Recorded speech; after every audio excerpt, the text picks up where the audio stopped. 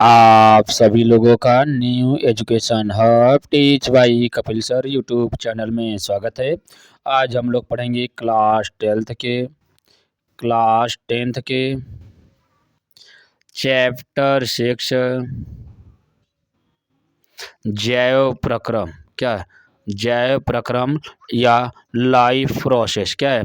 Life process के part 1 को इसके पहले वाले पार्ट में कवर कर दिया गया है। आज हम लोग पढ़ेंगे पार्ट 2, जिसमें पार्ट 1 में पाचन से संबंधित जितने भी इम्पोर्टेंट फैक्ट थे सभी को कवर करा दिया गया।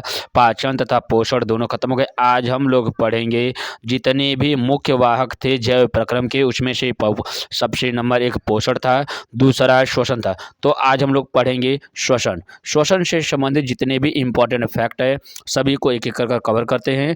इसके पहले वाले पार्ट को अगर आप लोग नहीं देखे तो इसके प्लेलिस्ट में वीडियो अपलोड किया गया है, जाकर वहां से देख सकते हैं। या तो यूट्यूब पे सर्च करिएगा टीच बाई कपिल सर। क्या है? चैप्टर का जैव प्रक्रम या लाइव प्रोसेस में टीच बाई कपिल सर डालेंगे तो वो आपको वीडियो मिल जाएगा। तो अगला कहा जा रहा है कि अब हम लोग चलते हैं एक एक कदम किधर की ओर? श्वसन की ओर। तो कहा जा रहा है कि श्वसन किसे कहते हैं? क्या है?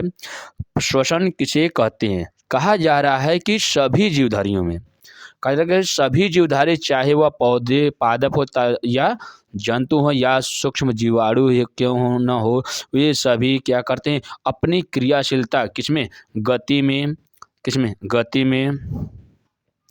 वृद्धि में तथा पोषण इत्यादि क्रियाएं करते रहते हैं। तो उसमें क्या करते हैं? उनको ऊर्जा प्राप्त होती है। क्या होती है?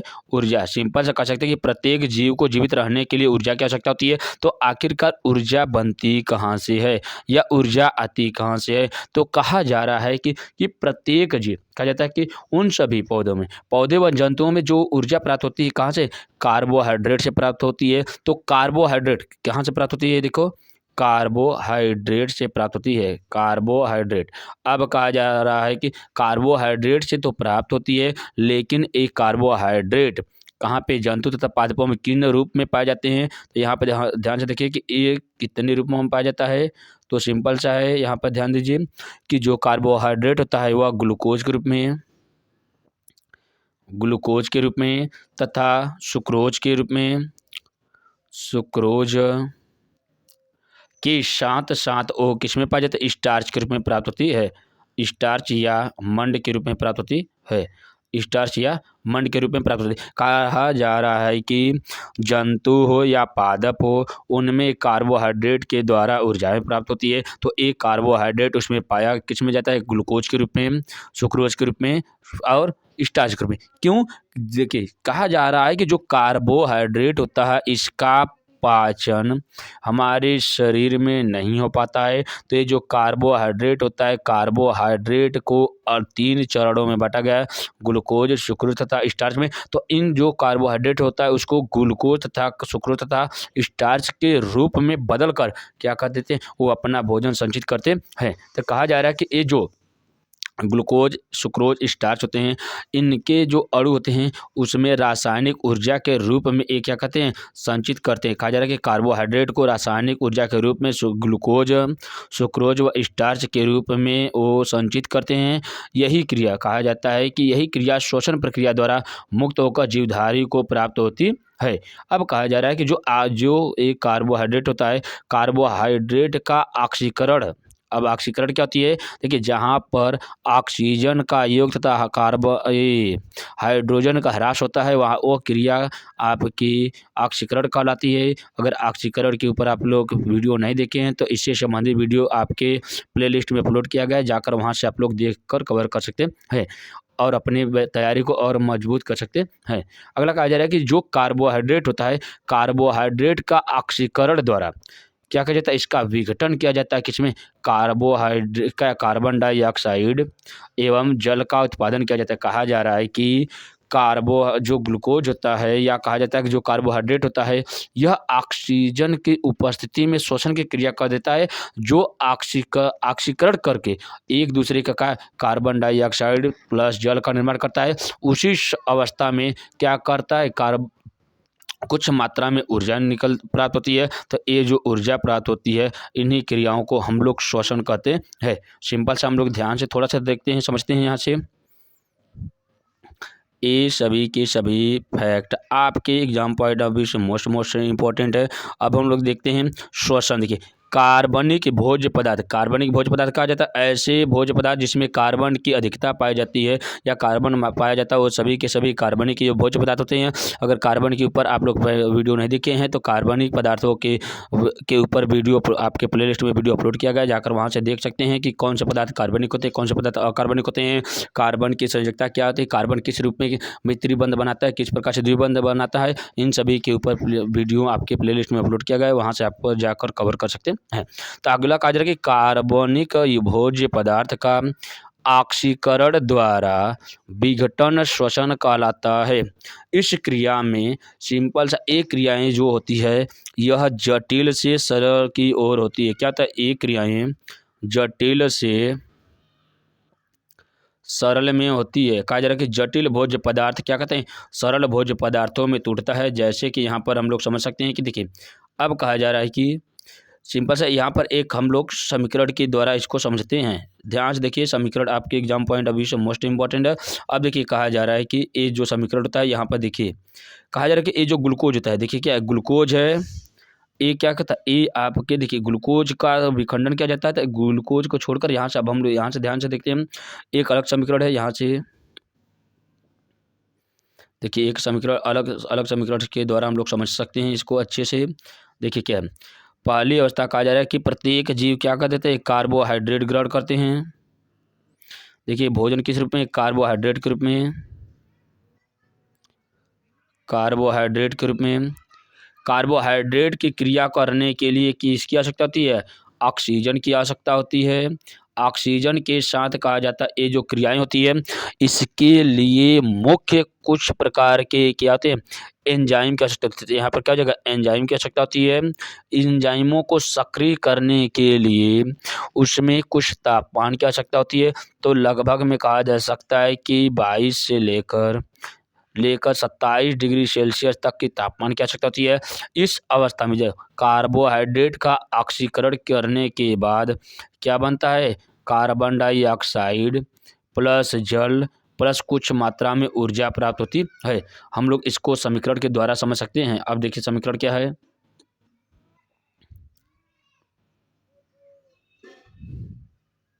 देखिए क्या है, ग्लूकोज का फार्मूला क्या है, C6H12O6 प्लस ऑक्सीजन को ले लिया जाता है O2। अब यहाँ पर कुछ एंजाइम हो जाते हैं, उनके तापमान की आवश्यकता 22 से लेकर 27 तक होती है। उसके बाद ये क्या करते हैं, कार्बन डाइऑक्साइड को क्रिया करते हैं, कुछ मात्रा में जल बनाते हैं, ये अपघटन करते हैं।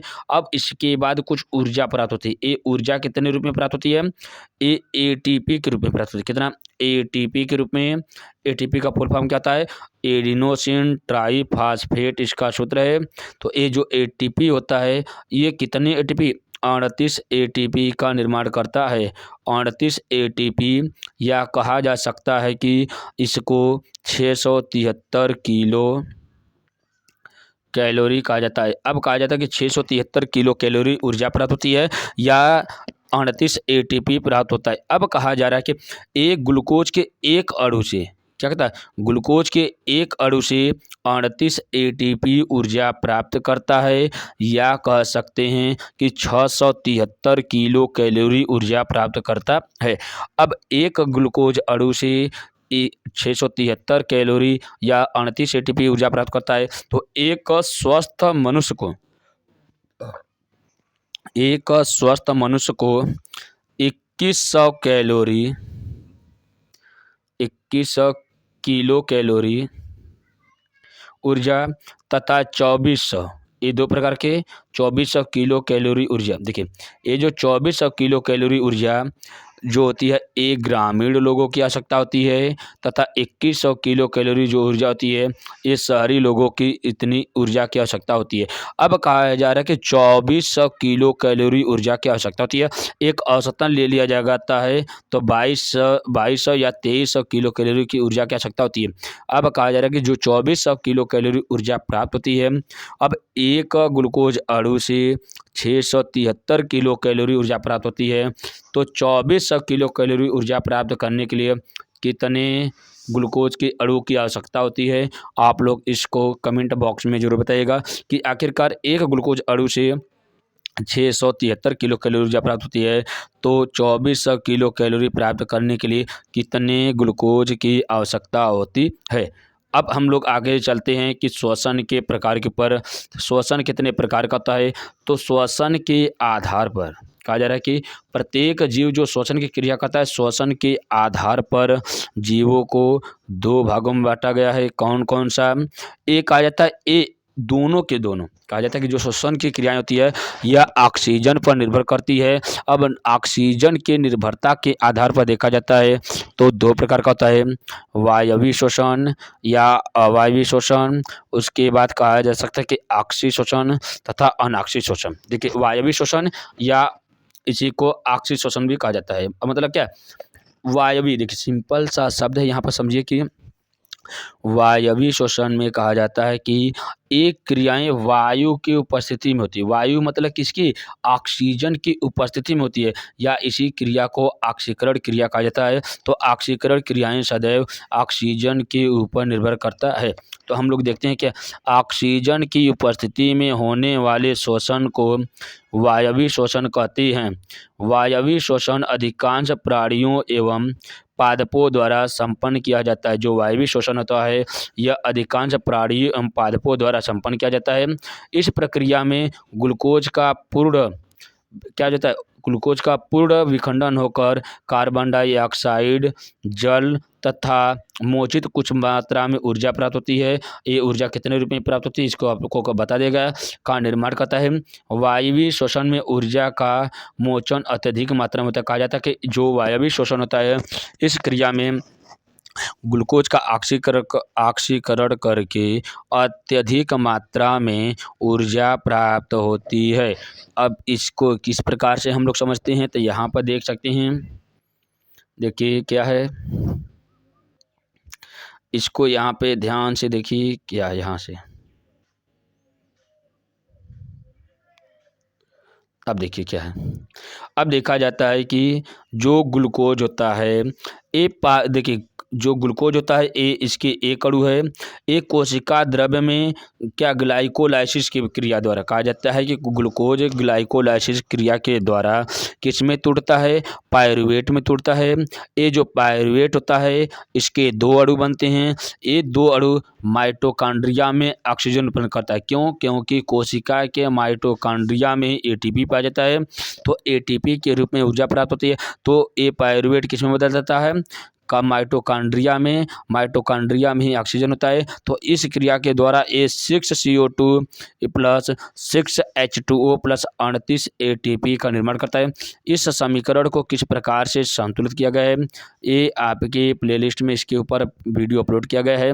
या तो समीकरण संतुलित कैसे करें टीच बाय कपिल सर डालेंगे तो आपको इससे संबंधी वीडियो मिल जाएंगे, या तो आपके डिस्क्रिप्शन बॉक्स में इसके लिंक को इसके प्लेलिस्ट के लिंक को हम पिन कर देंगे। वहां से आप लोग देखकर आप उस चैप्टर को कवर कर सकते हैं कि किस प्रकार से रासायनिक समीकरण को संतुलित किया जाता है। क्योंकि रासायनिक समीकरण संतुलित कैसे किया जाता है आपके एग्जाम में इससे 2 से 4 नंबर का क्वेश्चन आते रहते हैं। अगला कहा जा रहा है कि इस प्रकार से जो श्वसन की क्रियाएं होती है इसमें किस रूप में प्राप्त होती है? एटीपी के रूप में। एटीपी का फुल फॉर्म क्या है? Adenosine triphosphate. एडीपी क्या है? एडिनोसिन डाइफॉस्फेट होता है। आगे हम लोग चलते हैं। देखिए क्या होता है श्वसन के बाद ये क्या है? वायवीय श्वसन के बाद हम लोग चलते हैं अवायवीय श्वसन। अवायवीय श्वसन क्या होती है? देखिए अवायवीय श्वसन क्या होती है, इसके ऊपर हम लोग देखते हैं। देखिए नाम से पता चला अवायु मतलब बिना ऑक्सीजन की उपस्थिति में। अब कहा जाता है अवायवीय श्वसन, ऑक्सीजन की अनुपस्थिति में होने वाले श्वसन को अवायवीय श्वसन कहते हैं।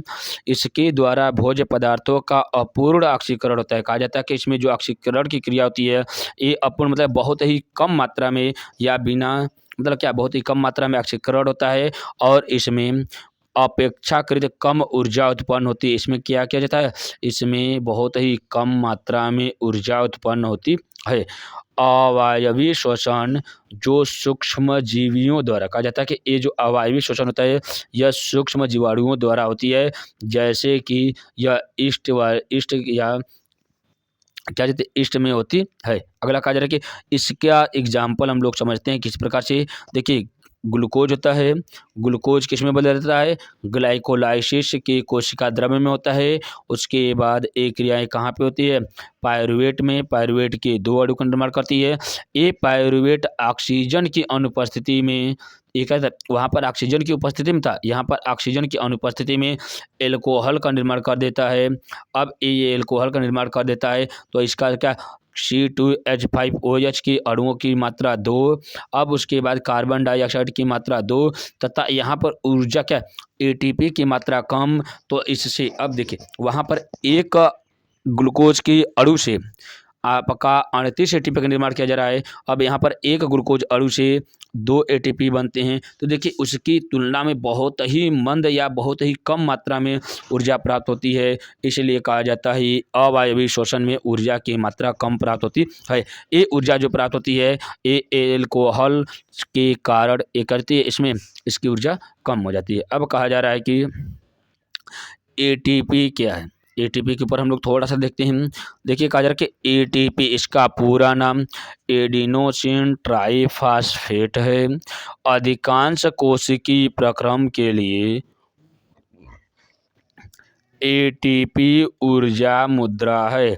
क्या होती है कि ATP ऊर्जा जो ATP जो होता है या माइटोकॉन्ड्रिया में एक सिक्के के समान एक दूसरे के ऊपर टिका रहता है। तो इसीलिए कहा जाता है ये ऊर्जा का क्या कहते हैं मुद्रा होती है।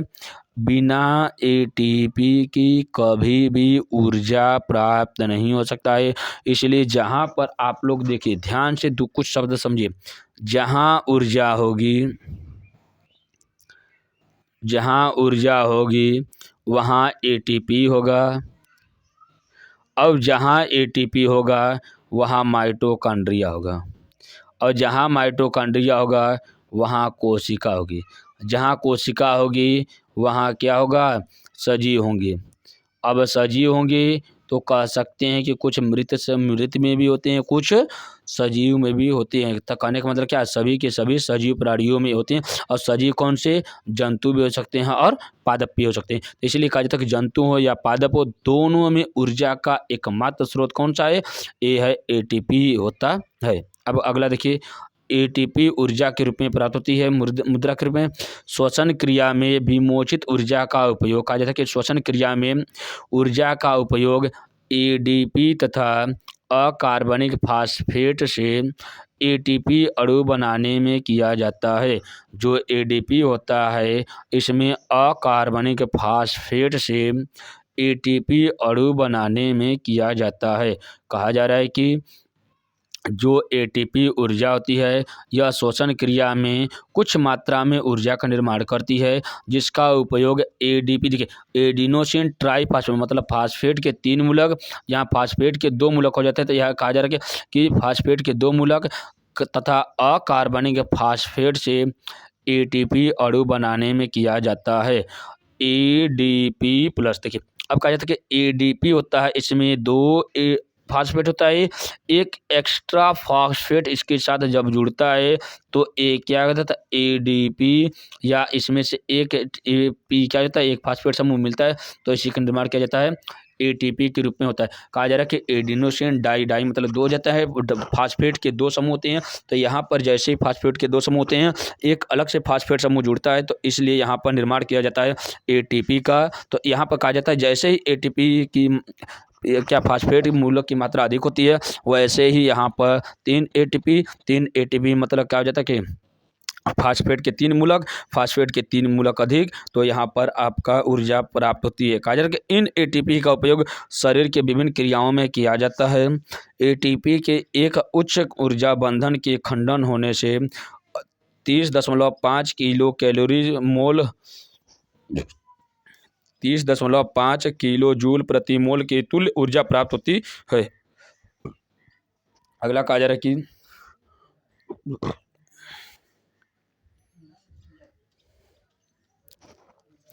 पौधों में श्वसन क्रिया। कहा जा रहा है कि पौधों में श्वसन की क्रिया किस प्रकार से होती है। तो यहाँ पर देखा जा रहा है कि पौधों में ऑक्सी तथा अनॉक्सी दोनों प्रकार का श्वसन पाया जाता है। अब कहा जाता है कि जो पौधे होते हैं इसमें ऑक्सी तथा अनॉक्सी दोनों प्रकार के श्वसन पाए जाते हैं।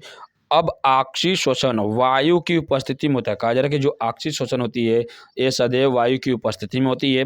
इसमें रंध्रों द्वारा ऑक्सीजन युक्त वायु देखिए, रंध्र क्या होती हैं, रंध्र का कार्य क्या होता है, रंध्र खुला रंध्र क्या होता है, बंद रंध्र क्या होता है, इसकी संरचना क्या होती है, कैसे खुले रहते हैं, कैसे बंद रहते हैं, इसके ऊपर प्लेलिस्ट में वीडियो अपलोड किया गया है। या इस चैप्टर का पार्ट 1 देखिएगा तो आपको उसमें कवर किया गया है कि रंध्र क्या होते हैं, यह किस प्रकार से कार्य करते हैं। अगला कहा जा रहा है कि रंध्र द्वारा ऑक्सीजन युक्त वायु उपरंध्रीय गुहा में प्रवेश करती है तथा कार्बन डाइऑक्साइड युक्त वायु बाहर निकलती है। यह प्रक्रिया पौधों में लगातार होती रहती है। कहा जा रहा है कि उसमें जो ऑक्सीकरण की क्रिया होती है या जो ऑक्सीजन मुक्त होती है, ऑक्सीजन रंध्रों के द्वारा मुक्त होती है। तो कहा जा रहा है कि इसमें उपरंध्रीय गुहा में प्रवेश करती है तथा कार्बन डाइऑक्साइड युक्त वायु बाहर निकलती है। यह प्रक्रिया पौधों में लगातार होती रहती है। कहा जा रहा है कि कार्बन डाइऑक्साइड युक्त बाहर निकलती है। यह प्रक्रिया पौधों में लगातार होती रहती है जिसमें गैसीय विनिमय 2 चरणों में होती है। कहा जा रहा है कि इसमें गैसीय विनिमय की क्रियाएं 2 चरणों में संपन्न होती है। नंबर 1 की बात किया जा रहा है कि श्वसनीय, नंबर 1 क्या है, श्वसनीय कोशिका तथा अंतःकोश की वायु के बीच गैसों का विनिमय तथा वातावरणीय वायु तथा अंतःकोश की वायु में विनिमय। क्या है, श्वसनीय कोशिकाओं तथा अंतःकोशिकी वायु के बीच गैसों का विनिमय। दूसरा, वातावरणीय वायु तथा अंतःकोशिकी वायु में विनिमय किया जाता है। ये 2 प्रकार से। अगला देखा जा रहा है कि आगे थोड़ा सा देखिए कि क्या हो जाता है। जंतु में श्वसन से पढ़ने से पहले थोड़ा सा देख लीजिए कि ऑक्सी श्वसन तथा अनॉक्सी श्वसन के बीच में अंतर, क्योंकि आपके एग्जाम में इनके ऊपर टिप्पणी आते है कि अंतर लिखने के लिए आता है 2 नंबर का कि ऑक्सी तथा अनॉक्सी श्वसन क्या होते हैं। आगे देखा जा रहा है कि ऑक्सी श्वसन क्या होता है, अनॉक्सी श्वसन क्या होते हैं। इसके ऊपर हम लोग ध्यान देते हैं कि ऑक्सीजन की आवश्यकता होती है। इसमें क्या होता है, ऑक्सी श्वसन में ऑक्सीजन की आवश्यकता होती है जबकि अनॉक्सी श्वसन में ऑक्सीजन की अनुपस्थिति होती है। कहा जा रहा है कि इसमें ऑक्सीजन की आवश्यकता होती है, इसमें ऑक्सीजन की आवश्यकता नहीं होती है। नेक्स्ट पॉइंट, श्वसनीय पदार्थ का पूरा ऑक्सीकरण होता है। इसमें कहा जाता है कि जो श्वसनीय पदार्थ होते हैं उसमें पूरा का पूरा ऑक्सीकरण किया जाता है, लेकिन इसमें श्वसनीय पदार्थों में पूरा ऑक्सीकरण नहीं होता। ये क्या होता है, अपूर्ण क्रियाएं होती है। कहा जा रहा है कि नेक्स्ट पॉइंट की ऑक्सी श्वसन में कार्बन डाइऑक्साइड व जल अंतिम उत्पाद होते हैं। अभिकारक क्या होते हैं, उत्पाद क्या होते हैं, रासायनिक क्रिया क्या होती है, इन सभी के ऊपर प्लेलिस्ट में वीडियो अपलोड किया गया है, जाकर वहां से आप लोग देख सकते हैं। तो कहा जा रहा है कि कार्बन डाइऑक्साइड व जल अंतिम उत्पाद बनते हैं जबकि अनॉक्सी श्वसन में अंतिम उत्पाद कोई कार्बनिक यौगिक जैसे एल्कोहल, लैक्टिक अम्ल इत्यादि होती है। कहा जा रहा है कि इसमें अंतिम उत्पाद एल्कोहल तथा लैक्टिक अम्ल के रूप में प्राप्त होते हैं। नेक्स्ट कहा जा रहा है कि अधिकतर पौधों में यही होता है। कहा जा रहा है कि अधिकतर पौधे जो होते हैं उसमें ऑक्सीकरण की क्रिया होती है, लेकिन अनॉक्सी श्वसन में कहा जा रहा है कि कुछ सूक्ष्म जीवों में तथा कुछ अन्य जीवों में विशेष परिस्थिति में होती है। कहा जा रहा है कि एक विशेष परिस्थिति में अनॉक्सी श्वसन की क्रियाएं होती है। कहा जा रहा है कि ग्लूकोज के एक अणु में 686 किलो कैलोरी ऊर्जा निकलती है। कितना? 686 किलो कैलोरी ऊर्जा प्राप्त होती है। उसमें कहा जा रहा है कि ग्लूकोज के एक अणु से केवल 56 किलो कैलोरी ऊर्जा प्राप्त होती है। इस प्रकार से आक्षेप शोषण, अनाक्षिक शोषण तथा वायवीय शोषण तथा अवायवीय शोषण के बारे में हम लोग अध्ययन किए। आगे देखा जा रहा है कि श्वासोच्छ्वास श्वसन। देखिए श्वासोच्छ्वास क्या होता है तथा श्वसन में इन दोनों में अंतर क्या होता है। जब मानव की क्रियाएं बताया जाएगा तो वहाँ पे आपका पढ़ने को आएगा श्वासोच्छ्वास क्या होती है।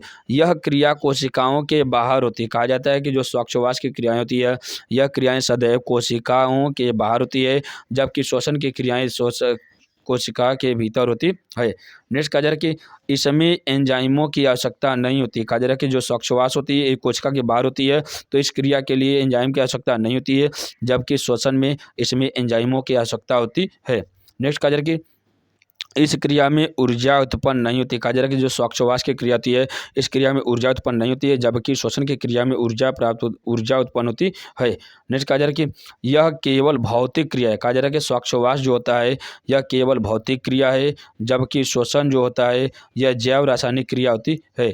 जो श्वसन की क्रिया होती है ये सदैव जैव रासायनिक क्रिया होती है, यह केवल भौतिक क्रियाएं होती है। अगला पॉइंट कहा जा रहा है कि श्वसन तथा दहन में अंतर किस प्रकार से होता है। श्वसन और दहन में हम लोग देखते हैं कि जो श्वसन होता है और दहन, देखिए यह एक जैविक क्रिया है जो केवल सजीव कोशिका में होती है। कहा जा रहा है कि यह एक जैविक क्रिया होती है जो केवल सजीव कोशिका में होती है, लेकिन जो दहन की क्रिया होती है यह सदैव यह अजैविक क्रिया नहीं होती। कहा जा रहा है कि यह जैविक क्रिया न ही होती है, तो जैविक क्रिया नहीं है तो कौन सी क्रिया हो जाएगी, यह अजैविक क्रिया हो जाएगी। अगला कहा जा रहा है कि यह कई चरणों में संपन्न होने वाली एंजाइमों द्वारा नियंत्रित होने वाली जटिल क्रिया है। कहा जा रहा है कि यह कई चरणों में संपन्न होने वाली एंजाइमों द्वारा नियमित होने वाली या नियंत्रित होने वाली जटिल क्रिया है। सिंपल सा कि ये एंजाइमों को नियंत्रित करती है जो एक जटिल क्रिया है, लेकिन ये क्या एक रासायनिक क्रिया है तो ये क्या होता है, जटिल ना होकर क्या सरल सी क्रिया होती है।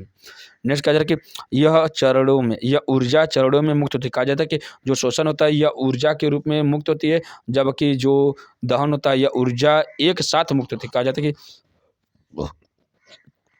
जाता है कि जो इसमें ऊर्जा जो होती है ये चरणबद्ध होती है, लेकिन जो दहन में होता है इसमें ऊर्जा एक साथ मुक्त होती है। नेक्स्ट कहा जा रहा है कि श्वसन में ऊर्जा का अधिकांश भाग एटीपी के रूप में संचित होता है, जबकि जो दहन होता है ऊर्जा का अधिकांश भाग ऊष्मा या प्रकाश के रूप में मुक्त होते हैं। अब हम लोग चलते हैं जंतुओं में शोषण। क्या है जंतुओं में शोषण किस प्रकार से होते हैं, यहाँ पर हम लोग ध्यान से देखते हैं। देखिए क्या है जंतुओं में शोषण। जंतु में शोषण की बात करते हैं कि जंतुओं में पर्यावरण, क्या जंतुओं में पर्यावरण से ऑक्सीजन लेने और उत्पादित कार्बन डाइऑक्साइड को बाहर निकालने के लिए भिन्न प्रकार के अंगों का विकास हुआ है। कहा जा रहा है कि जंतुओं में कहा जा रहा है कि देखिए पादपों में रंध्रों के द्वारा शोषण की क्रियाएं होती है।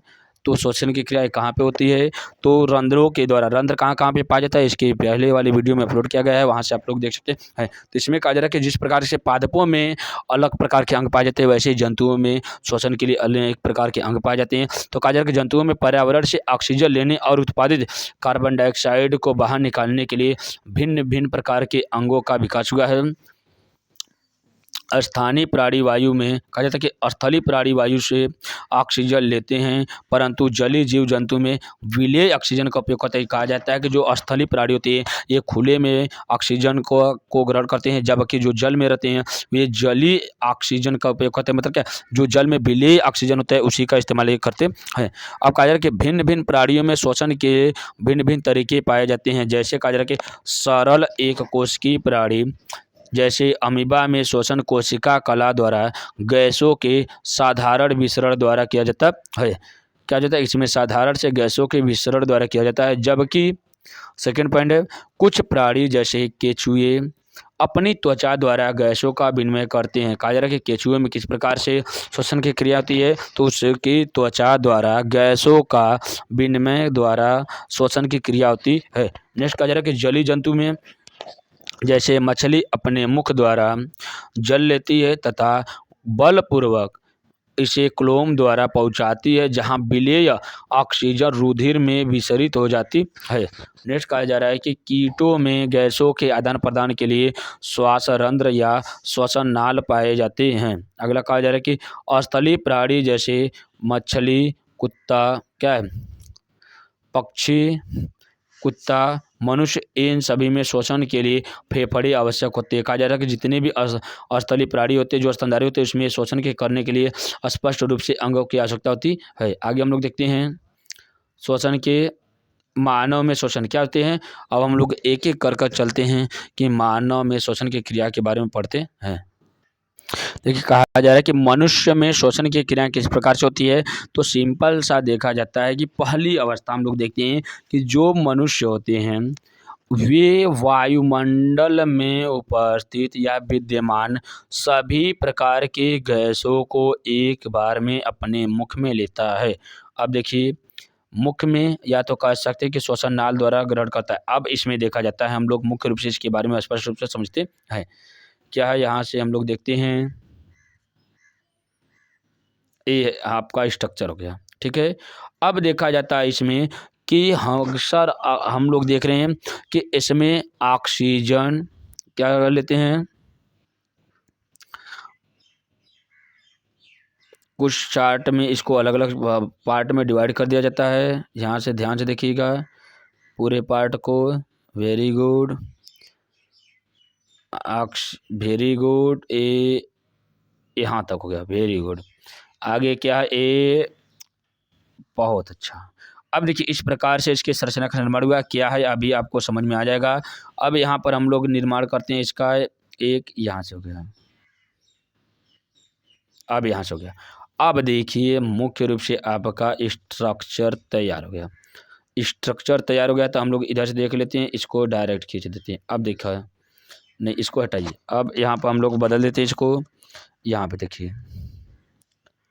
अब देखिए, आप लोगों को और बेहतरीन से बेहतरीन कंटेंट दिया जा रहा है आपको, जो आपके सरल से सरल लैंग्वेज में समझ में आ जाए। देखिए क्या है, पहला काम होता है कि वायु लेते हैं।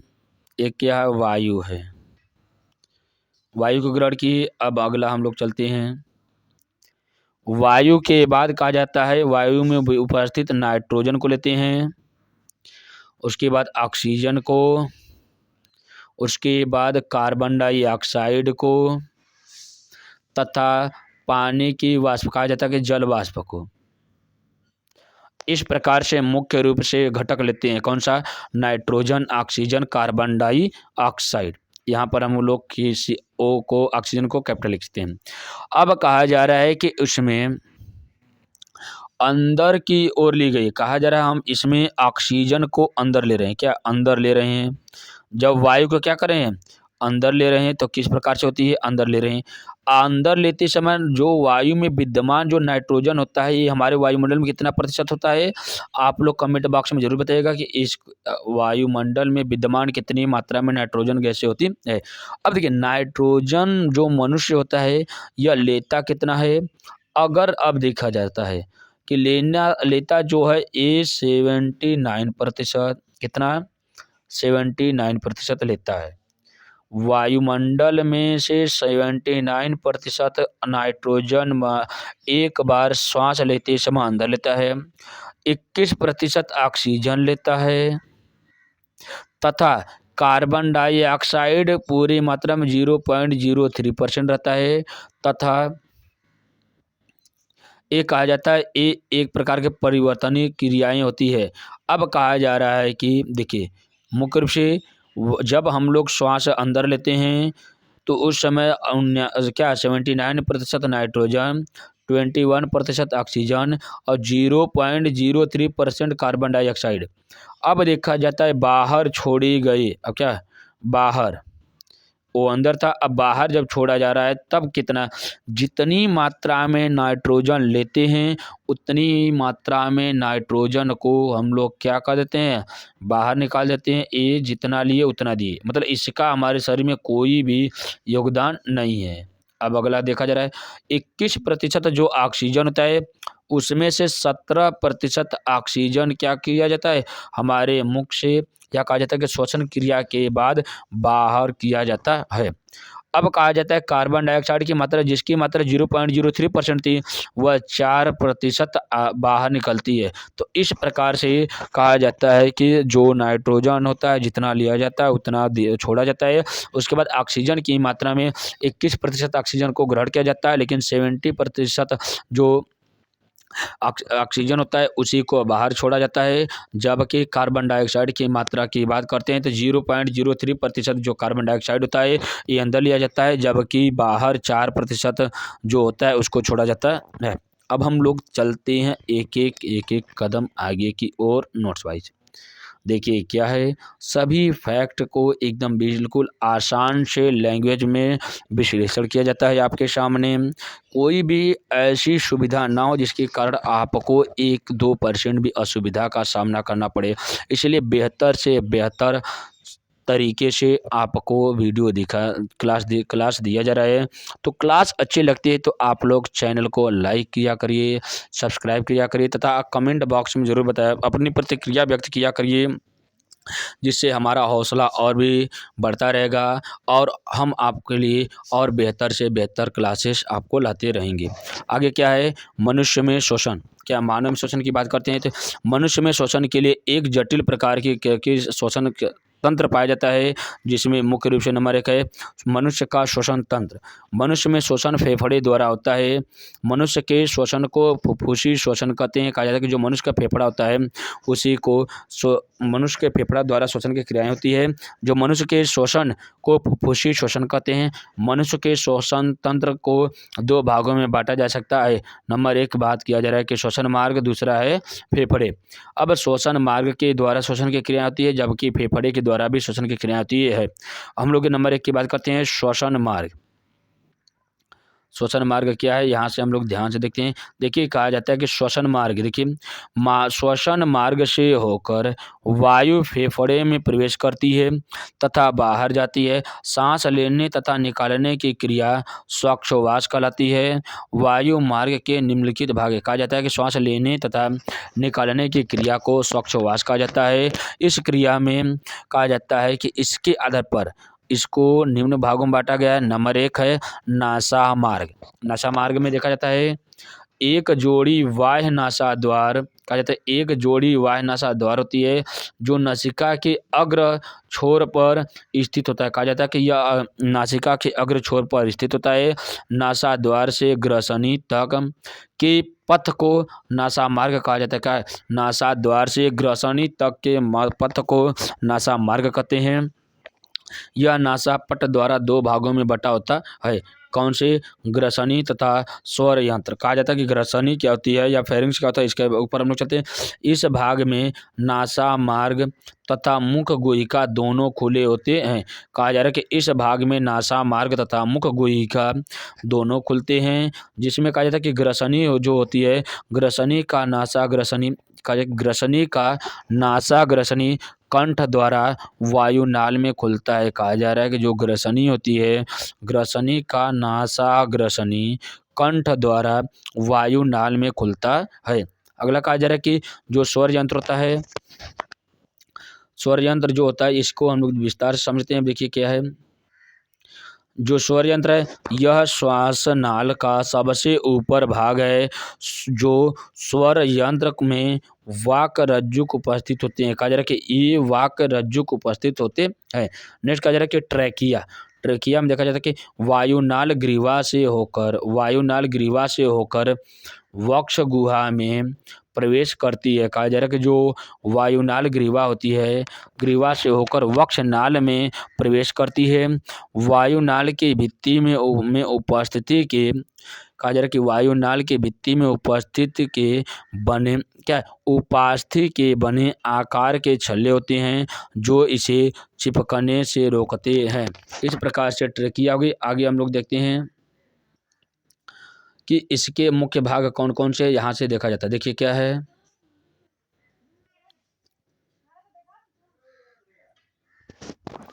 ए देखिए क्या, श्वसन नाल हो गया, श्वसन नाल से के द्वारा यहाँ पर फेफड़े के द्वारा क्या जाता है, फेफड़े की संख्या क्या होती है, 2 होती है। फेफड़े की सबसे छोटी इकाई को क्या कहा जाता है, आप लोग इसको कमेंट बॉक्स में जरूर बताइएगा। तो आगे देखिए कहा जा रहा है कि ये जो देखिए डायफ्राम के ऊपर या कहा जाता है कि उदर गुहाशय के ऊपरी हिस्सों में आपके श्वसन तंत्र पाए जाते हैं। ये सभी के सभी श्वसन अंग हैं। अब देखा जाता है सबसे पहले नासाद्वार, जो आपके ना क्या हो जाता है, जो नाक होता है, नाक के नीचे वाले मुख्य नाक के द्वार को नासाद्वार कहा जाता है। नासाद्वार क्या हो जाता है, इन नाक के आंतरिक भागों को कहा जाता है। अब देखिए कुछ कंडीशन में हम लोग क्या हो जाते हैं, विशेष परिस्थिति में मुख से भी सांस लेते हैं। तो ये जो सांस होती है नाक और मुख का, ये दोनों आपस में आकर ग्रसन क्या होती है कि ग्रसनी के पास मिलती है। अब देखिए कहा जा रहा है कि ग्रास नली के पास यहाँ पर मिलती है। तो अगला देखिए क्या है कि जिस प्रकार से उसके ऊपरी भागों को कहा जाता है गला होता है। गला के नीचे एक क्या होता है, स्वर यंत्र होता है, या इसी का नाम एडम सेप्पल होता है। एडम सेप्पल होता है जो क्या होता है, पुरुषों तथा स्त्रियों में उसमें किसी भी कारणवश क्या होता है, इस एक किशोरावस्था को प्रदर्शित करता है, जिसमें आवाज़ मोटी और पतले होने का काम कर किया जाता है। तो जो स्वर यंत्र होता है, स्वर यंत्र के नीचे एक क्या होता है, एक जैसे एक नली में क्या जाता है, तार लिपटे होते हैं। उस प्रकार से क्या जाता है, इसमें एक जैसे कुंठित रुनुमा संरचना पाई जाती है, जिसे श्वास नली कहते हैं। श्वास नली के द्वारा फेफड़े में क्या किया जाता है, क्या वायु को पहुंचा जाता है। और वायु के फेफड़े में क्या पता है, कई लाख क्या होता है कुपिकाएँ हो जाती है, कई हज़ार, जिसकी संख्या क्या होता है डायफ्राम से ऊपरी हिस्से में होती है। आगे हम लोग देखते हैं कि कर आगे देखिए किस प्रकार से उसमें वायु के द्वारा दर्शाया गया था कि नाइट्रोजन जो होता है 79% है, ऑक्सीजन 21%, कार्बन डाइऑक्साइड 0.03% तथा जो जल वाष्प होता है ये क्या था, परिवर्तनीय संतृप्त विलयन के ऊपर निर्भर करता है। और जो बाहर क्या जाता है उसमें 79% नाइट्रोजन बाहर निकाला जाता है। ऑक्सीजन की मात्रा 17% हो जाती है, कार्बन डाइऑक्साइड की मात्रा 4%, मतलब 4%, लगभग में 4% क्या जाता है, कार्बन डाइऑक्साइड बढ़ जाता है और 4% ऑक्सीजन घट जाता है। अब इसी की क्रिया को कहा जाता है कि ऑक्सीजन का ऑक्सीकरण क्रिया कर कर ही श्वसन की क्रिया का पूर्ण रूप से जटिल से सरल भागों में तोड़ा जाता है। आगे हम लोग देखते हैं श्वसनी। श्वसनी क्या थी, श्वसनी के ऊपर हम लोग देखते हैं, एक एक पॉइंट को हम लोग यहाँ पर कवर करते चल रहे हैं। देखिए क्या, श्वसनी वक्ष गुहा में प्रवेश करने के पश्चात वायुनाल 2 श्वसनिका में विभाजित हो जाती है तथा प्रत्येक भाग मिलकर या प्रत्येक श्वसनी अपनी ओर के फेफड़े में प्रवेश करती है। कहा जाता है कि फेफड़ों की संख्या हमारे शरीर में 2 होती है, तो इसलिए कहा जाता है कि जो श्वसनी होती है यह 2 श्वसनी विभागों में विभाजित हो जाती है, जो प्रत्येक श्वसनी अपनी ओर के फेफड़े में प्रवेश करती है। नेक्स्ट पॉइंट कहा जा रहा है कि जो फेफड़ा होता है यह वक्ष गुहा में 2 फेफड़े हृदय के पार्श्व में स्थित होता है, हृदय के पास स्थित होता है, जो डायफ्राम के ऊपरी हिस्से में होता है। प्रत्येक फेफड़ा गुलाबी कोमल एवं स्पंजी रचना होती है। कहा जाता है ये उपास्थि की बनी कोमल गुलाबी एवं स्पंजी रचना होती है। प्रत्येक फेफड़ा प्लूरल कला से घिरा होता है। फेफड़े में महीन नलिकाओं का जाल फैला रहता है। इस जाल को श्वसनी वृक्ष कहते हैं। कहा जाता है कि इसमें कई क्या रहता है, इसमें इस नलिका में नलिकाओं का जाल फैला रहता है। इस जाल को श्वसनी वृक्ष कहते हैं। अगला कहा जा रहा है कि मनुष्य में श्वासोच्छ्वास क्या है, मनुष्य में श्वासोच्छ्वास क्या होता है। मनुष्य में श्वास लेने की क्रियाविधि 2 चरणों में पूर्ण होती है। नंबर 1 की बात किया जा रहा है कि श्वसन क्या है, 2 चरणों में संपन्न होती है। तो नंबर 1 क्या है, निह श्वसन। निह श्वसन की बात करते हैं। देखिए वायुमंडलीय वायु को खींचकर फेफड़ों में भरने की क्रिया निःश्वसन कहलाती है। कहा जा रहा है कि वायुमंडलीय वायु को खींचकर फेफड़ों में भरने की क्रिया निःश्वसन कहलाती है। इसमें ऑक्सीजन युक्त वायु फेफड़े में प्रवेश करती है। इसमें ऑक्सीजन युक्त वायु फेफड़े में प्रवेश करती है, जबकि इसमें प्लूरल गुहाओं का आयतन बढ़ जाता है। जैसे जिस प्रकार से देखिए वायु जब फेफड़े में बढ़ती है, देखिए क्या, जब वायु जब फेफड़े में बढ़ती है तो इसका आयतन धीरे धीरे क्या जाता है, फैल जाता है। जैसे ही वायु इसके शरीर से बाहर निकाला जाता है या फेफड़े से बाहर निकलता है, वैसे ही क्या होता है, इसका आयतन घट जाता है। तो कहा जाता है कि निःश्वसन के समय वायु या उसका आयतन फेफड़े का बढ़ जाता है। आगे हम लोग देखते हैं उच्च श्वसन। क्या उच्च श्वसन में क्या है, फेफड़ों की वायु का बाहर निकाला जाना उच्च श्वसन कहलाता है। क्या, फेफड़ों की वायु का बाहर निकलना निकालना उच्च श्वसन कहलाता है। इसमें कार्बन डाइऑक्साइड युक्त वायु फेफड़ों से बाहर निकलती है। कहा जाता है कि इसमें कार्बन डाइऑक्साइड युक्त वायु फेफड़ों से बाहर निकलती है तथा इसमें प्लूरल गुहाओं का आयतन कम हो जाता है। कहा जाता है कि जैसे ही इसमें से वायु बाहर निकलती है, इसका आयतन क्या हो जाता है, कम हो जाता है। आगे कहा जा रहा है कि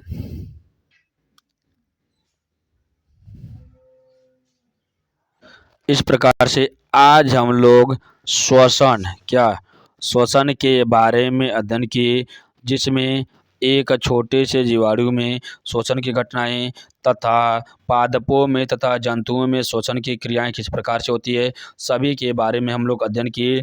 क्लास अच्छी लग रही है तो चैनल को लाइक करिए, सब्सक्राइब करिए तथा शेयर करिए। इसके अगले पार्ट के लिए जिसमें हम लोग पढ़ेंगे परिवहन, देखने के लिए कल जुड़िएगा इसी समय, इसी रात, इसी नई ऊर्जा के साथ। Thank you so much, most welcome, bye bye, take care.